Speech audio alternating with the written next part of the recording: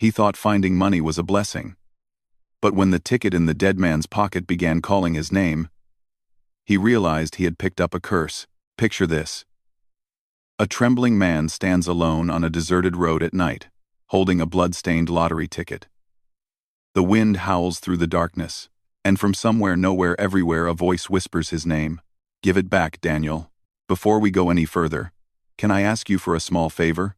This story took me days to write, record, and edit. Every frame, every emotion, every sound. It cost you nothing to support me, but it truly means everything to me. Please hit the like button and subscribe if you have not, and comment your location below. I want to know where my amazing viewers are watching from. I read every comment, and I will be giving shout-out in my next video. Now, back to the story. Let me tell you about Daniel, 29 years old. Hands stained with engine oil. Back bent from carrying burdens too heavy for one man to bear. Every night, long after the sun dipped below the horizon, Daniel worked. The small mechanic shop, where he earned his bread, became his second home. Sometimes, his only home. The fluorescent lights buzzed overhead like angry insects as he crawled beneath rusted cars, fixing problems for people who would drive away without looking back. He never complained, because complaining wouldn't pay for his mother's medication. Complaining wouldn't stop the eviction letters that arrived like clockwork. Letters he hid in his toolbox so his mother wouldn't see. Letters he couldn't bear to open because he already knew what they said. Complaining wouldn't put food on the table when he had to choose medicine or meals. Never both. Always one or the other. His mother needed insulin. That cost everything. So, Daniel ate plain cassava. Plain rice. Sometimes nothing at all. "I'm fine, Mama," he would say, forcing a smile that never reached his eyes. "I ate at work." She knew he was lying. Mothers always know. But what could she say? She was dying slowly, watching her son sacrifice his youth, his dreams, his life, for her. Some nights, Daniel would sit alone in the darkness of that shop, head in his hands, and wonder, when did life become this hard? He remembered being a boy with dreams, big dreams, dreams of building things, creating things, and making his mother proud. Now he just wanted to survive another day. This is Daniel. A good man. A tired man. A man pushed to the very edge by a world that seemed determined to break him. Remember him. Because in just a few moments, his entire life is about to change. And not in the way you think. It was a cold evening in November. The kind of cold that seeps into your bones and refuses to leave. Daniel was driving home on the old highway. The one people avoided after dark. No streetlights. No houses.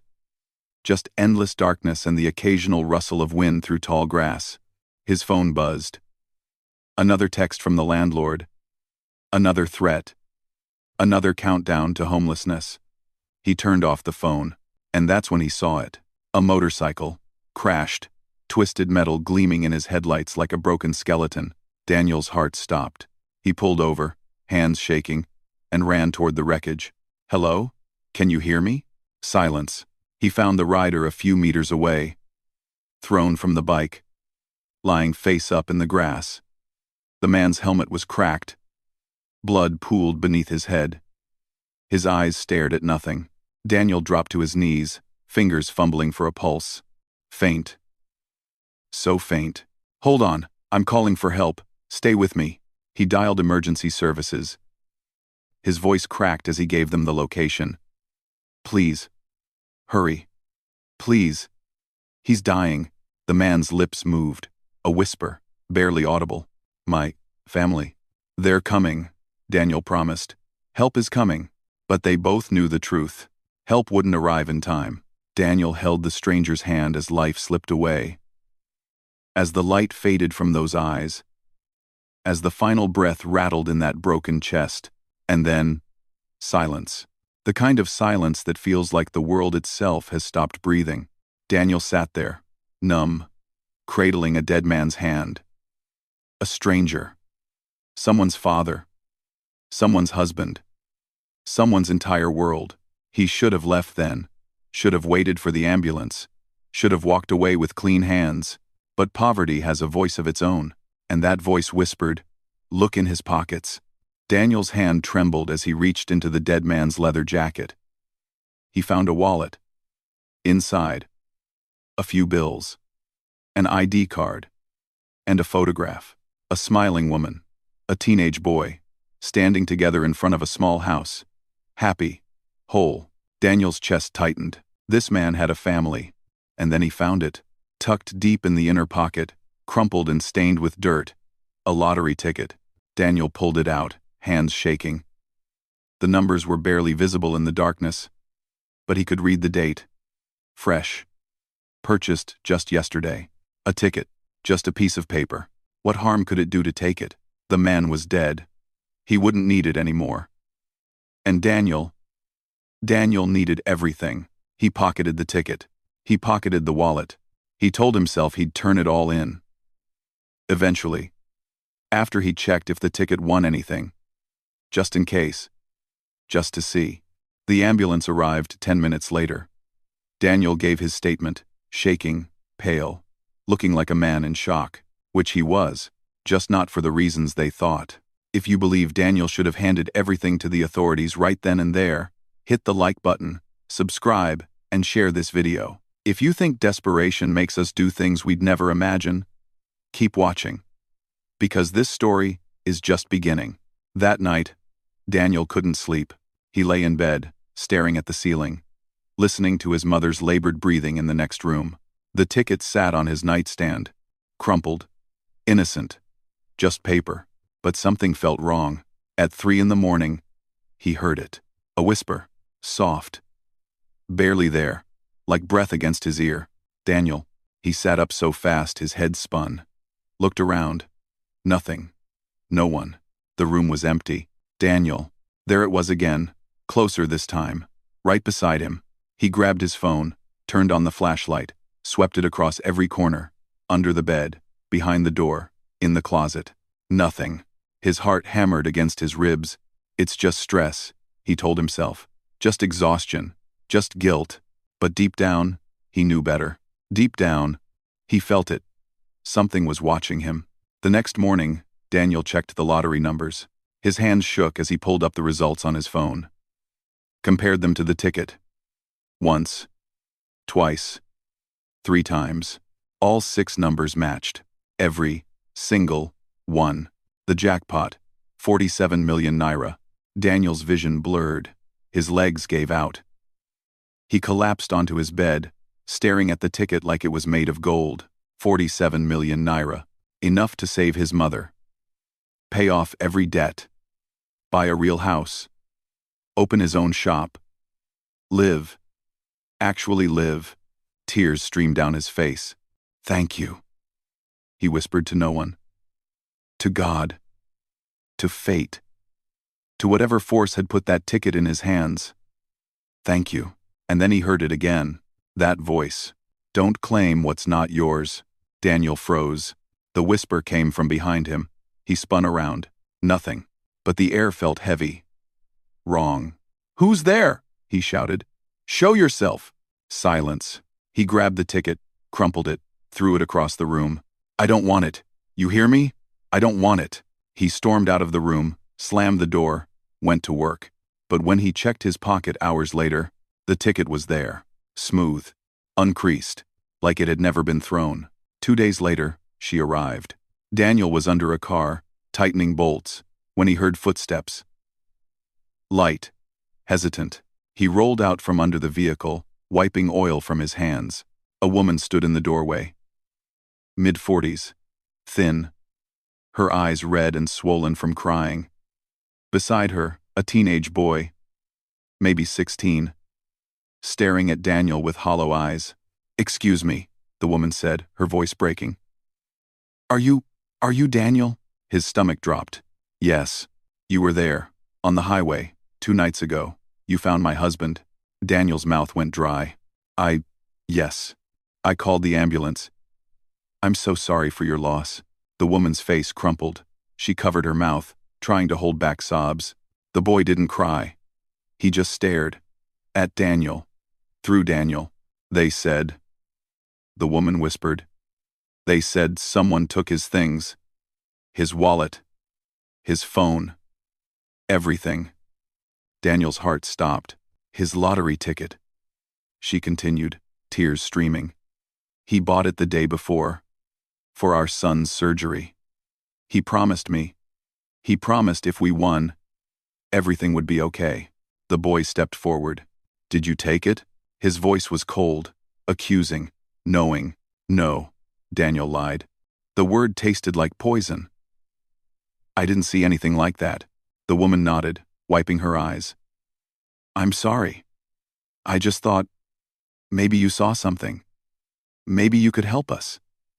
I wish I could, Daniel said, hating himself with every word. They left, but the boy turned back once, locked eyes with Daniel, and smiled. Not a happy smile, a knowing smile, a smile that said, I know what you did. If you believe lies always come back to haunt us. Comment, truth, below. Because what's coming for Daniel is something far worse than guilt. Despite everything, the whispers, the fear, the guilt, Daniel claimed the money. He told himself he had no choice. His mother needed treatment. He needed to survive. The dead man didn't need it anymore. His family would manage somehow. He claimed the jackpot, and everything changed. Overnight, Daniel went from struggling to breathe to swimming in wealth. He bought a house, a real house with running water and electricity that didn't cut out every night. He paid for his mother's treatment, the best doctors, the best medication, everything she needed. He repaid every debt, every loan, every penny he owed. He opened a bigger auto shop, hired workers, put his name on a sign. Daniel's Auto Repairs. He should have been happy. He should have felt free. But the whispers didn't stop. They grew louder. Give it back, or pay the price. Strange things started happening. Mirrors cracked when he walked past them, not all at once. Slowly. Spiderweb fractures spreading across the glass like veins. His mother, recovering in her new room, started hearing voices at night. She would wake up screaming, saying someone was standing at the foot of her bed. A man in a leather jacket. Watching her, tools fell off shelves in Daniel's new shop for no reason. Wrenches, hammers, screwdrivers, clattering to the ground even when the air was still. And in the corners of every room, Daniel began seeing it. A shadow, tall, still, shaped like a man. It never moved, never spoke, just stood there, watching. Daniel couldn't take it anymore. He had to know, had to understand. He went back to the crash site, asked around, found out the dead man's name, Marcus Okonkwo, a school teacher, 42 years old, beloved by his students, no enemies, no debts, just a good man trying to take care of his family. Daniel dug deeper. He learned that Marcus had visited a priest the day before his death. The priest remembered him clearly. He came to bless something, the priest said. A lottery ticket. He said it was his last hope for his son's surgery. He prayed over it. Asked God to make it a miracle. Daniel's blood ran cold. Did he say anything else? The priest nodded slowly. He said if anyone stole it, they would carry his burden, his pain, his unfinished business. He cursed it? No, the priest said quietly. He blessed it. But blessings, when stolen, become curses. Daniel stumbled out of that church, gasping for air. The ticket wasn't just paper. It was a prayer, a hope, a father's last desperate attempt to save his son. And Daniel had stolen it. The consequences came fast. His new shop burned down. No one knew how. The fire department said it was electrical. But Daniel knew better. His bank accounts froze. Investigations, audits, questions he couldn't answer. His mother collapsed again. The doctors said her heart was weak. Too much stress. But Daniel knew what it really was. She was being punished for his sin, his new house filled with shadows. Every room, every corner, all of them watching. And at night, he dreamed. He dreamed of Marcus Okonkwo standing over him, eyes empty, mouth moving. Return what you took, or join me. Daniel woke up screaming. He couldn't eat, couldn't sleep, couldn't think. The wealth that was supposed to save him was destroying him. Money can't buy peace, and stolen blessings only bring destruction. Daniel broke. He couldn't do it anymore. Couldn't live with the weight crushing his chest every second of every day.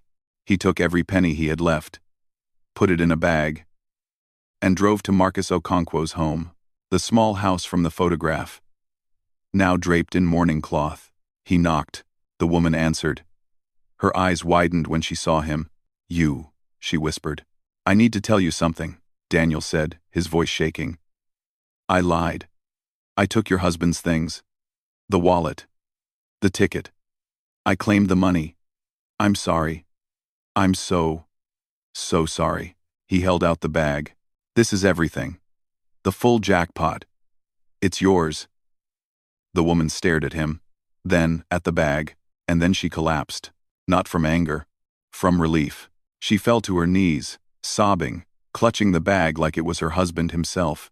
Thank you, she cried. Thank you. My son. His surgery is next week.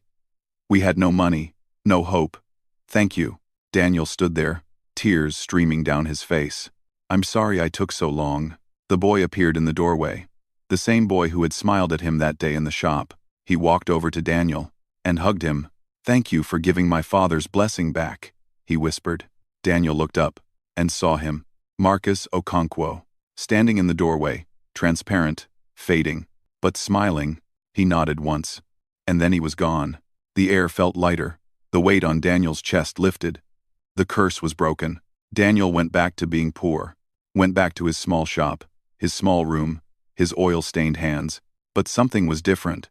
He could sleep now. He could breathe. His mother recovered slowly.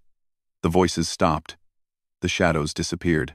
And every night, when Daniel lay down to sleep, he felt something he hadn't felt in months. Peace. Because sometimes, the greatest wealth isn't what you can buy. It's a clear conscience. Sometimes, the blessing you steal becomes the curse that destroys you. And sometimes, the dead speak louder than the living. 6 months later, Daniel received a letter. Inside, a check. Small, but significant. And a note. My son's surgery was successful. We used most of the money, but wanted you to have this. For your honesty. For your courage. Thank you for letting my husband rest. Mrs. Okonkwo. Daniel stared at the check. It was enough to pay rent for 3 months. Enough to buy food and medicine. Enough to start again. He smiled, not because of the money, but because he had earned it. The right way. Now let me ask you something. If you were Daniel, would you have kept the ticket? Or returned it? Your answer says a lot about who you are. Tell me in the comments. I want to know. Because this isn't just a story. This is a mirror, and if you believe the dead man deserved justice, hit that like button so more people can hear his story. Hit subscribe if you love deep, moral, unpredictable stories that touch the heart and shake the soul. Every week, we bring you tales that make you think, make you feel, make you question, and remember, what you take in darkness will always find you in the light. Until next time, stay blessed, stay honest, and never, ever steal someone else's miracle.